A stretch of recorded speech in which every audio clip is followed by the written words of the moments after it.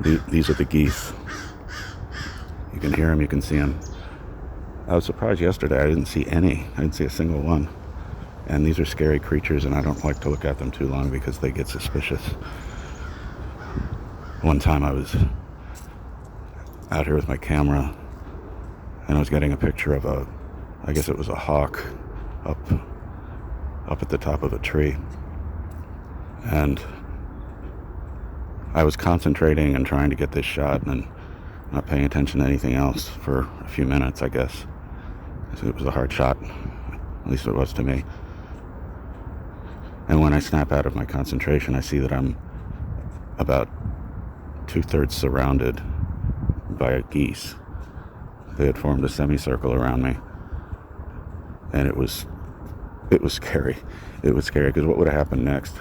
They were moving in on me, and if they had completely surrounded me, I don't know what I would have done.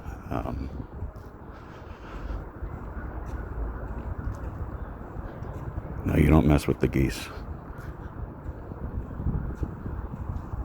Those are the type of geese that felled I don't remember the plane number, but the incident that led to the miracle on the Hudson, where the plane was pelted with geese, causing the engines to fail, or I don't remember the details, but those are the exact kind of geese that caused that incident to happen. I remember when that was described, one of the news accounts said that some of the geese were the size of small boys.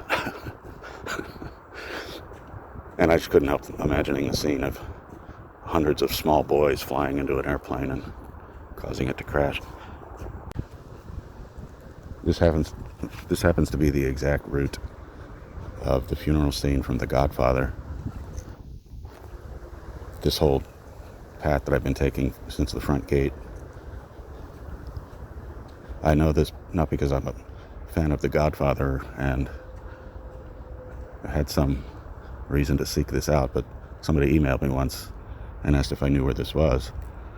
And it's no secret that it was at Calvary, but I was surprised to find that nobody on the internet had come out and found its exact location, because that's the kind of movie where, people analyze and scrutinize and dissect everything they can get out of it. And filming locations is certainly a common thing for people to seek out from that film. So I was surprised to find nobody had done that. But it took up more work than I expected, but the moment I started watching the scene again, I knew exactly where this was. Section 1, W1 South, I think, or on either side. And I had to come out here a few times, but I was determined to find it. And long story short, I finally did. Well, here we have the mighty Johnston Mausoleum. And something's going on here. It didn't used to look like this. It had been a golden brown, I guess you'd call it. But that golden brown may have been the result of 138 years of dirt and grime and whatever else flies around out here. So maybe this is what it's supposed to look like, or what it was supposed to look like all along. I've had a long-term fascination with this thing, so for me to see it like this is pretty shocking to me. This is like I don't know. I'd be equally surprised if I came home one day to my apartment building and found this. I don't know if they're tearing it down or renovating it, and why they'd be renovating it and where the money for that comes from. I don't know. I contacted one of the descendants of the Johnstons. He contacted me a few times over the years. He said that the family knew that there were burials here, but they had no idea it was this stupendous mausoleum. So yesterday, I didn't have time to get too close to this. I was here on other business, I didn't have time to take a close look at this. So I only got a couple of pictures from a distance. And from there, it looked to me like the artwork over the doorways was gone, but now I get up close, I see that it's not. And I thought the windows had been removed too, but they're not.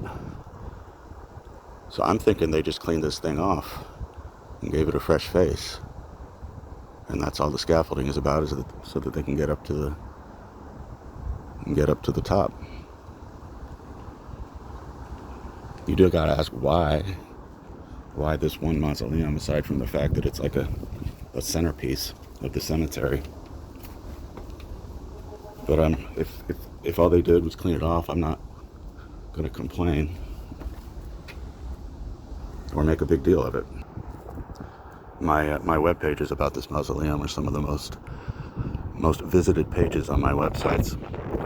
I discovered that not so long ago. So on account of that, I did some fresh research just to fill in whatever blanks I might have left. And I learned that in the 1950s,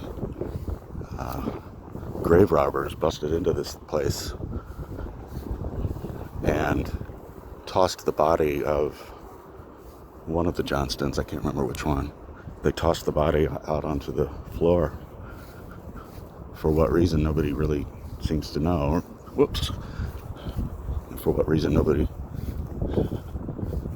in the coverage that I found, nobody could figure out what motive anybody would have to do that. There was nothing of any value in there. And it was, 60 years since the dude had died. So there must have been some family grudge against the family, but who knows? There are a bunch of these spikes along the side, the frame of this place, and whatever used to be on these spikes has been stolen. It looks like dozens of them had once surrounded the perimeter, and there used to be something here, who knows what, but stuff gets stolen. And when I was here yesterday, I saw somebody going in and out of the structure. The doors were open and he was going in and out. So I don't know if they're also renovating the inside of this or maybe just cleaning it out. The inside of this is supposed to be pretty impressive. It contains a chapel and I think it was like 80 spots for bodies. But I think only like 8 or 9 of those were ever used. And there's also a pool table and a game room down in the basement.